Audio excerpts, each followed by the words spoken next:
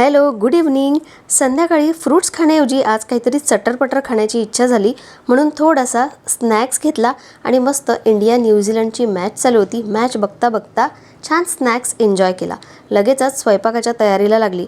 आज सकाळी डाळ भात केला नव्हता, म्हणून मस्त छिलकेवाली मुगाची डाळ बनवणार आहे आणि सोबतच भाकरी. तर हिरव्या मिरच्या टाकून मी आज मस्त डाळ बनवणार आहे. सोबतच भाकरीचं पीठही मळून ठेवते, म्हणजे तडका दिल्यानंतर लगेचच भाकरी बनवता येईल. तर कुकर झाला तोपर्यंत भाकरीही करून झाल्या आणि मस्त असा साधा सोपा तडका दिलेला आहे. कांदा, हिरवी मिरची, लसूण अद्रकचा पेस्ट आणि फक्त हळद आणि धनेपूड टाकली. लाल तिखट टाकलं नाही, सगळ्या हिरव्या मिरच्याच टाकल्या होत्या. मस्त डाळ रेडी आहे. उकळ आल्यानंतर मस्त खूप सारा कोथिंबीर टाकला आणि असं साधं पण तेवढंच चविष्ट जेवण रेडी आहे. गरम गरम आहे तर जेवून घेते. मॅच बघता बघता जेवले. इंडिया जिंकायची होती, पण त्याआधीच माझी चॉकलेट खायची इच्छा झाली. चला मग उद्या भेटूया. बाय.